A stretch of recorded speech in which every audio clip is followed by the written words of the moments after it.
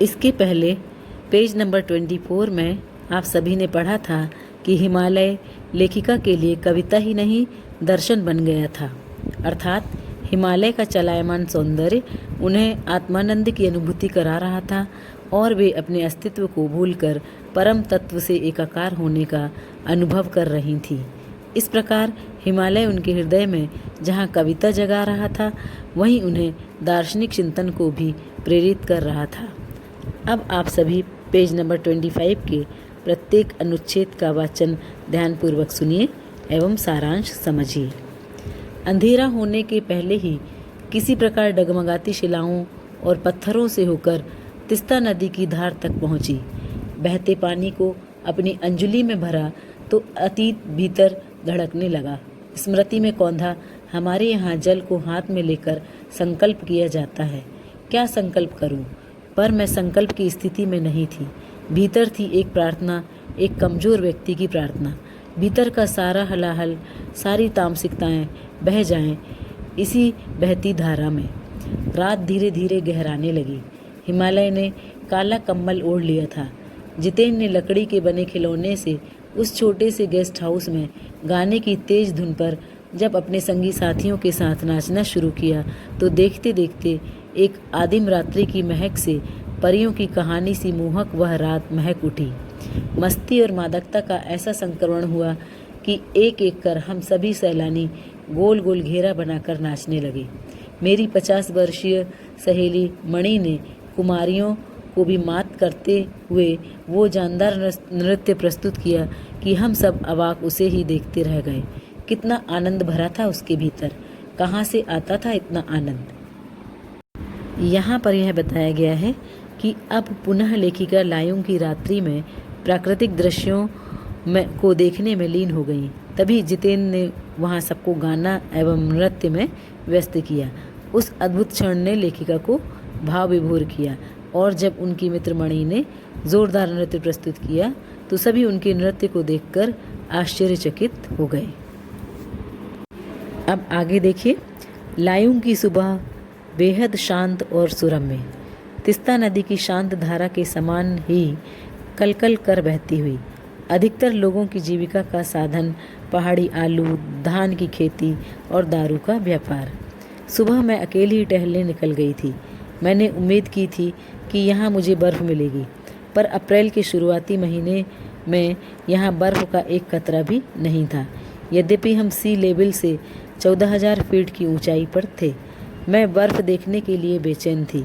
हम मैदानों से आए लोगों के लिए बर्फ़ से ढके पहाड़ किसी जन्नत से कम नहीं होते।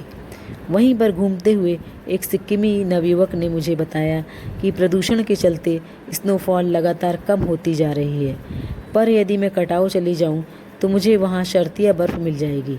कटाऊ यानी भारत का स्विट्ज़रलैंड। कटाऊ जो कि अभी तक टूरिस्ट स्पॉट नहीं बनने के कारण सुर्खियों में नहीं आया था और अपने प्राकृतिक स्वरूप में था।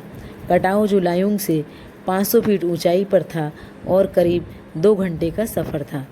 वह नवयुवक मुझसे बतिया रहा था और उसकी घरवाली अपने छोटे से लकड़ी के घर के बाहर हमें उत्सुकतापूर्वक देख रही थी कि तभी गाय ने आकर बाहर थैले में रखा उसका महुआ गुडुप कर लिया था। मीठी झिड़कियाँ देकर उसने गाय को भगा दिया था। यहाँ पर लेखिका यह बताती हैं कि लायुंग में सुबह का दृश्य बहुत ही सुंदर था। अधिकतर लोगों की जीविका का साधन पहाड़ी आलू, धान की खेती और दारू का व्यापार था। फिर लेखिका बर्फ़ देखने के लिए बहुत उत्सुक थी। तभी वहीं घूमते हुए एक सिक्किमी युवक ने बताया कि प्रदूषण के कारण वहाँ स्नोफॉल कम होती जा रही थी। यदि वे कटाऊ जाएंगी तो वहाँ उन्हें बर्फ़ मिलेगी। कटाऊ लायुंग से 500 फीट ऊंचाई पर था। फिर वह नवयुवक लेखिका से बात कर रहा था और उसकी पत्नी लेखिका एवं उसके साथियों को ध्यानपूर्वक देख रही थी। तभी गाय ने आकर थैले में रखा उसका महुआ गुडुप कर लिया, अर्थात निगल लिया। अब आगे का अनुच्छेद ध्यानपूर्वक सुनिए। उम्मीद, आवेग और उत्तेजना के साथ अब हमारा सफ़र कटाऊ की ओर। कटाऊ का रास्ता और ख़तरनाक था और उस पर धुंध और बारिश। जितेन लगभग अंदाज से गाड़ी चला रहा था। पहाड़, पेड़, आकाश, घाटियाँ सब पर बादलों की परत, सब कुछ बादलमय। बादलों को चीरकर निकलती हमारी जीप। खतरनाक रास्तों के एहसास ने हमें मौन कर दिया था, और उस पर बारिश। एक चूक और सब खलास। सांस रोके हम धुंध और फिसलन भरे रास्ते पर संभल संभल कर आगे बढ़ती जीप को देख रहे थे। हमारी सांस लेने की आवाज़ों के सिवाय आसपास जीवन का कोई पता नहीं था। फिर नज़र पड़ी बड़े बड़े शब्दों में लिखी एक चेतावनी पर, if you are married divorce speed. थोड़ी ही दूर आगे बढ़े कि फिर एक चेतावनी, दुर्घटना से देर भली, सावधानी से मौत टली। यहाँ पर यह बताया गया है कि जब लेखिका कटाव की ओर सफ़र कर रही थी तो कटाव जाने का रास्ता बड़ा ही खतरनाक था। पहाड़, पेड़, आकाश, घाटियाँ, सब पर बादलों की परत। खतरनाक रास्ते ने उन सभी को शांत कर दिया था। फिर रास्ता धुंध और फिसलन भरा था। आगे बढ़ने पर बड़े बड़े शब्दों में चेतावनी लिखी थी। अब आगे ध्यानपूर्वक सुनिए। करीब आधे रास्ते बाद धुंध छटी और साथ ही सृष्टि और हमारे बीच फैला सन्नाटा भी हटा। नार्गे उत्साहित होकर कहने लगा, कटाव हिंदुस्तान का स्विट्ज़रलैंड है। मेरी सहेली मणि स्विट्ज़रलैंड घूम आई थी। उसने तुरंत प्रतिवाद किया, नहीं, स्विट्ज़रलैंड भी इतनी ऊंचाई पर नहीं है और ना ही इतना सुंदर। हम कटाव के करीब आ रहे थे क्योंकि दूर से ही बर्फ से ढके पहाड़ दिखने लगे थे। पास में जो पर्वत थे वे आधे हरे काले दिख रहे थे। लग रहा था जैसे किसी ने इन पहाड़ों पर पाउडर छिड़क दिया हो। कहीं पाउडर बची रह गई हो और कहीं धूप में बह गई हो। नार्गे ने उत्तेजित होकर कहा, देखिए, एकदम ताज़ा बर्फ़ है। लगता है रात में गिरी है यह बर्फ़। थोड़ा और आगे बढ़ने पर अब हमें पूरी तरह बर्फ़ से ढके पहाड़ दिख रहे थे, साबुन के झाग की तरह सब ओर गिरी हुई बर्फ़। मैं जीप की खिड़की से मुंडी निकाल निकाल दूर दूर तक देख रही थी चांदी से चमकते पहाड़। यहाँ पर नार्गे लेखिका को बताते हैं कि कटाव हिंदुस्तान का स्विट्ज़रलैंड है, पर लेखिका की सहेली मणि ने बताया कि स्विट्ज़रलैंड इतनी ऊंचाई पर नहीं है, ना ही इतना सुंदर। फिर आगे बढ़ने पर उन्हें बर्फ़ से ढके पहाड़ दिखने लगे। फिर लेखिका जीप की खिड़की से मुंडी निकाल निकाल कर दूर दूर तक चांदी से चमकते पहाड़ देख रही थी। अब आगे देखिए। एकाएक जितेन ने पूछा, कैसा लग रहा है? मैंने जवाब दिया, राम रोछो। वह उछल पड़ा, अरे यह नेपाली बोली कहाँ से सीखी? अपनी भाषा के गर्व से उसकी आंखें चमक उठीं, चेहरा इतराने लगा और तभी किसी चमत्कार की तरह हल्की हल्की बर्फ एकदम महीन महीन मोती की तरह गिरने लगी। तिम्रो माया सेंधे मलाई स्ताउंज, तुम्हारा प्यार मुझे सदैव रुलाता है। चहूँ ओर बिखरी यह बर्फीली सुंदरता जितेन के मन पर भी थाप लगाने लगी थी। प्रेम की झील में तैरते हुए झूम झूम गाने लगा था वह। हम सभी सैलानी अब जीप से उतरकर बर्फ़ पर कूदने लगे थे। यहाँ बर्फ़ सर्वाधिक थी, घुटनों तक नरम नरम बर्फ़। ऊपर आसमान और बर्फ़ से ढके पहाड़ एक हो रहे थे। कई सैलानी बर्फ़ पर लेटकर हर लम्हे की रंगत को कैमरे में कैद करने में लगे थे। यहाँ पर यह बताया गया है कि जितेन के पूछने पर जब लेखिका ने वहीं की भाषा में उसे जवाब दिया तो वह बहुत खुश हो गया और वह स्वयं भी वहाँ के प्राकृतिक दृश्यों को देखने में मग्न हो गया। फिर सभी सैलानी भी जीप से उतरकर बर्फ़ पर कूदने लगे और हर क्षण को कैमरे में कैद करने लगे। अब आगे देखिए। मेरे पांव झनझन करने लगे थे, पर मन वृंदावन हो रहा था। भीतर जैसे देवता जाग गए थे। ख्वाहिश हुई कि मैं भी बर्फ़ पर लेटकर इस बर्फीली जन्नत को जी भर देखूं, पर मेरे पास बर्फ़ पर पहनने वाले लंबे लंबे जूते नहीं थे। मैंने चाहा कि किराए पर ले लूं, पर कटाओ युमथांग और झांगू लेक की तरह टूरिस्ट स्पॉट नहीं था। इस कारण यहाँ झांगू की तरह दुनिया भर की तो क्या एक भी दुकान नहीं थी। खैर, दनादन फ़ोटो खिंचवाने की बजाय मैं उस सारे परिदृश्य को अपने भीतर लगातार खींच रही थी, जिससे महानगर के डार्क रूम में इसे फिर देख सकूं। संपूर्णता के उन क्षणों में यह हिम शिखर मुझे मेरे आध्यात्मिक अतीत से जोड़ रहे थे। शायद ऐसी ही विभोर कर देने वाली दिव्यता के बीच हमारे ऋषि मुनियों ने वेदों की रचना की होगी, जीवन सत्यों को खोजा होगा, सर्वे भवन्तु सुखिनः का महामंत्र पाया होगा। अंतिम संपूर्णता का प्रतीक वह सौंदर्य, ऐसा कि बड़ा से बड़ा अपराधी भी इसे देख ले तो क्षणों के लिए ही सही करुणा का अवतार बुद्ध बन जाए। यहाँ पर यह बताया गया है कि लेखिका के पास बर्फ़ पर पहनने वाले जूते नहीं थे, इसलिए वे बर्फ़ पर ज़्यादा देर न रह सकीं। फिर वे फ़ोटो खिंचवाने की बजाय उस परिदृश्य को देखने में लीन थीं और वे सारे दृश्य उन्हें आध्यात्मिक अतीत से जोड़ रहे थे। फिर वह सौंदर्य लेखिका को ऐसा लग रहा था कि बड़े से बड़ा अपराधी भी इसे देख ले तो क्षणों के लिए सही करुणा का अवतार बुद्ध बन जाए। अब आगे देखिए। और तभी दिमाग में कौंधा कि मिल्टन ने ईव की सुंदरता का वर्णन करते हुए लिखा था कि शैतान भी उसे देखकर ठगा सा रह जाता था और दूसरों का अमंगल करने की वृत्ति भूल जाता था। मैंने मणि से पूछा, क्या उसने पढ़ी है मिल्टन की वह कविता? पर मणि उस समय किसी दूसरे ही सवाल से जूझ रही थी। वह एकाएक दार्शनिकों की तरह कहने लगी, ये हिमशिखर जल स्तंभ हैं पूरे एशिया के। देखो प्रकृति भी किस नायाब ढंग से सारा इंतज़ाम करती है। सर्दियों में बर्फ़ के रूप में जल संग्रह कर लेती है और गर्मियों में पानी के लिए जब त्राही त्राही मचती है तो यही बर्फ़ शिलाएँ पिघल पिघल जलधारा बन हमारे सूखे कंठों को तरावट पहुंचाती हैं। कितनी अद्भुत व्यवस्था है जल संचय की। यहाँ पर लेखिका अपनी सहेली मणि को मिल्टन की कविता के बारे में बताती हैं, परंतु उनकी साथी मणि प्रकृति की अद्भुत व्यवस्था जल संचय के बारे में सोच रही थी। अब आगे देखिए। मणि ने अभिभूत हो माथा नवाया, जाने कितना ऋण है हम पर इन नदियों का, हिम शिखरों का। संसार कितना सुंदर। स्वप्न जगाते उन लम्हों में मैंने सोचा, पर तभी उदासी की एक झीनी सी परत मुझ पर छा गई। उड़ते बादलों की तरह पत्थर तोड़ती उन पहाड़ियों का ख्याल आ गया।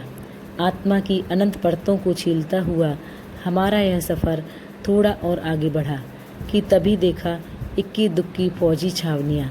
ध्यान आया यह बॉर्डर एरिया है, थोड़ी दूरी पर ही चीन की सीमा है। एक फौजी से मैंने कहा, इतनी कड़कड़ाती ठंड में उस समय तापमान -15 डिग्री सेल्सियस था, आप लोगों को बहुत तकलीफ़ होती होगी। वह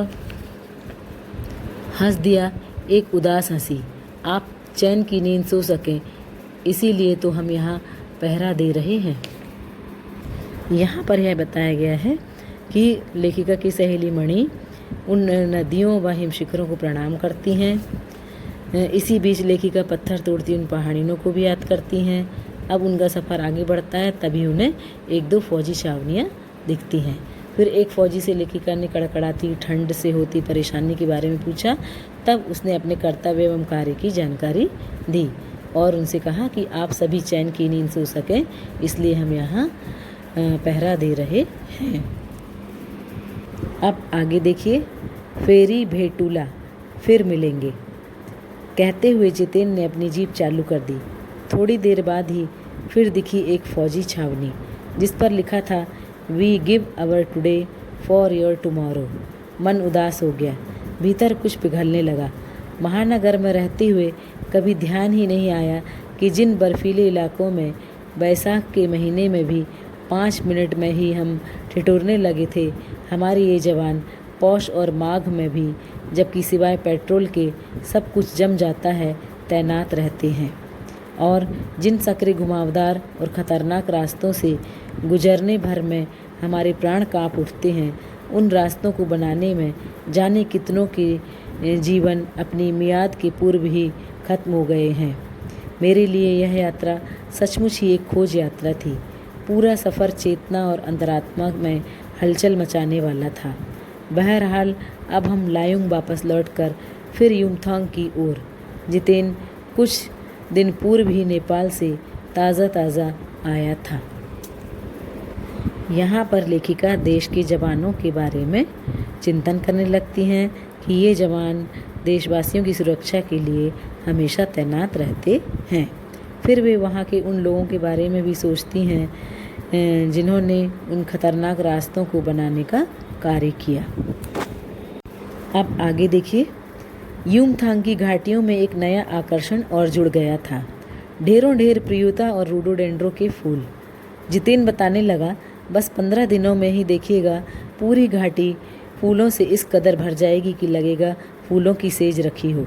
यहाँ रास्ते अपेक्षाकृत चौड़े थे, इस कारण खतरों का एहसास कम था। इन घाटियों में कई बंदर भी दिखे, कुछ अकेले तो कुछ अपने बाल बच्चों के साथ। बहरहाल घाटियों, वादियों, पहाड़ों और बादलों की आंख मिचौली दिखाती पहाड़ी कबूतरों को उड़ाती हमारी जीप जब युमथांग पहुंची तो हम थोड़े निराश हुए। बर्फ़ से ढके कटाव के हिम शिखरों को देखने के बाद युमथांग थोड़ा फीका लगा और यह भी एहसास हुआ कि मंजिल से कहीं ज़्यादा रोमांचक होता है मंजिल तक का सफ़र। बहरहाल युमथांग में चिप्स बेचती एक सिक्किमी युवती से मैंने पूछा, क्या तुम सिक्किमी हो? नहीं, मैं इंडियन हूँ, उसने जवाब दिया। सुनकर बहुत अच्छा लगा। सिक्किम के लोग भारत में मिलकर बहुत खुश हैं। जब सिक्किम स्वतंत्र रजवाड़ा था तब टूरिस्ट उद्योग इतना नहीं फला फूला था। हर एक सिक्किमी भारतीय आबो हवा में इस कदर घुल मिल गया है कि लगता ही नहीं कभी सिक्किम भारत में नहीं था। जीप में बैठने को हुए कि एक पहाड़ी कुत्ते ने रास्ता काट दिया। मणि ने बताया, ये पहाड़ी कुत्ते हैं, ये भौंकते नहीं हैं, ये सिर्फ चांदनी रात में ही भौंकते हैं। यहाँ पर यह बताया गया है कि अपना सफ़र पूर्ण करते हुए लेखिका ने युमथांग की घाटियों में ढेरों ढेर प्रियुता और रोडोडेंड्रो के फूल देखे। फिर जितेंद्र ने बताया कि 15 दिन में ही पूरी घाटी फूलों की सेज जैसी लगने लगती है। फिर इसके बाद युमथांग की घाटियों में रास्ते चौड़े थे, वहाँ उन्हें बंदर भी दिखे। फिर लेखिका को बर्फ़ से ढके कटाव को देखने के बाद युमथांग थोड़ा फीका लगा। फिर एक सिक्किमी युवती के इस जवाब से कि मैं इंडियन हूँ, लेखिका को बहुत अच्छा लगा कि सिक्किम के लोग भारत में मिलकर बहुत खुश हैं। फिर पहाड़ी कुत्तों के बारे में मणि ने बताया कि ये पहाड़ी कुत्ते सिर्फ चांदनी रात में ही भौंकते हैं। अब आगे ध्यानपूर्वक सुनिए। क्या विस्मय और अविश्वास से मैं उसे सुनती रही। क्या समुद्र की तरह कुत्तों पर भी पूर्णिमा की चांदनी कामनाओं का ज्वार भाटा जगाती है? खैर, लौटती यात्रा में जीप में भी जितेन हमें रकम रकम की जानकारियाँ देता रहा। मैडम, यहाँ एक पत्थर है जिस पर गुरु नानक के फुटप्रिंट हैं। कहते हैं यहाँ गुरु नानक की थाली से थोड़े से चावल छिटक कर बाहर गिर गए थे। जिस जगह चावल छिटक कर गिरे थे वहाँ चावल की खेती होती है। करीब 3-4 किलोमीटर बाद ही उसने फिर उंगली दिखाई। मैडम, इसे खेदुम कहते हैं। यह पूरा लगभग 1 किलोमीटर का एरिया है। यहाँ देवी देवताओं का निवास है।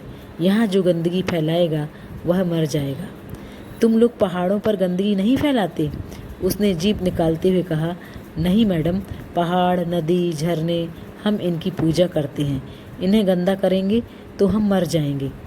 तभी गंगटोक इतना सुंदर है, मैंने कहा। गंगटोक नहीं मैडम, गंतोक कहिए। इसका असली नाम गंतोक है। गंतोक का मतलब है पहाड़। मैं कुछ पूछती कि वह फिर चालू हो गया। मैडम, युमथांग भी पहले टूरिस्ट स्पॉट नहीं था। यह तो सिक्किम जब भारत में मिला उसके भी कई वर्षों बाद भारतीय आर्मी के कप्तान शेखर दत्ता के दिमाग में आया कि यहाँ सिर्फ फौजियों को रखकर क्या होगा। घाटियों के बीच रास्ते निकालकर इसे टूरिस्ट स्पॉट बनाया जा सकता है। आप देखिए, अभी भी रास्ते बन रहे हैं। हाँ, रास्ते अभी भी बन ही रहे हैं। नए नए स्थानों की खोज अभी भी जारी है। शायद मनुष्य की इसी असमाप्त खोज का नाम सौंदर्य है। मन ही मन में कहती हूँ। जीप आगे बढ़ने लगती है। इस प्रकार यात्रा से लौटते समय जितेन ने लेखिका को तरह तरह की जानकारियाँ दी। जैसे यहाँ एक पत्थर पर गुरु नानक के फुटप्रिंट हैं। कहते हैं गुरु नानक की थाली से थोड़े से चावल जिस जगह छिटक कर गिरे थे वहाँ चावल की खेती होती है। फिर उसने खेदुम स्थान के बारे में बताया कि यहाँ देवी देवताओं का निवास है। यहाँ जो गंदगी फैलाएगा वह मर जाएगा। फिर उसने बताया पहाड़, नदी, झरने, हम इनकी पूजा करते हैं। इन्हें गंदा करेंगे तो हम मर जाएंगे। फिर उसने लेखिका को बताया कि गैंगटॉक का असली नाम गंतोक है और गंतोक का मतलब है पहाड़। अंत में फिर उसने बताया कि सिक्किम जब भारत में मिला उसके भी कई वर्षों बाद भारतीय आर्मी के कप्तान शेखर दत्ता के दिमाग में आया कि यहाँ सिर्फ फौजियों को रखकर क्या होगा, घाटियों के बीच रास्ते निकालकर इसे टूरिस्ट स्पॉट बनाया जा सकता है और रास्ते अभी भी बन ही रहे हैं। अंत में लेखिका मन ही मन कहती हैं कि शायद मनुष्य की इसी असमाप्त खोज का नाम सौंदर्य है। इस प्रकार यह पाठ यहीं समाप्त होता है। आशा है आप सभी को यह पाठ समझ में आ गया होगा।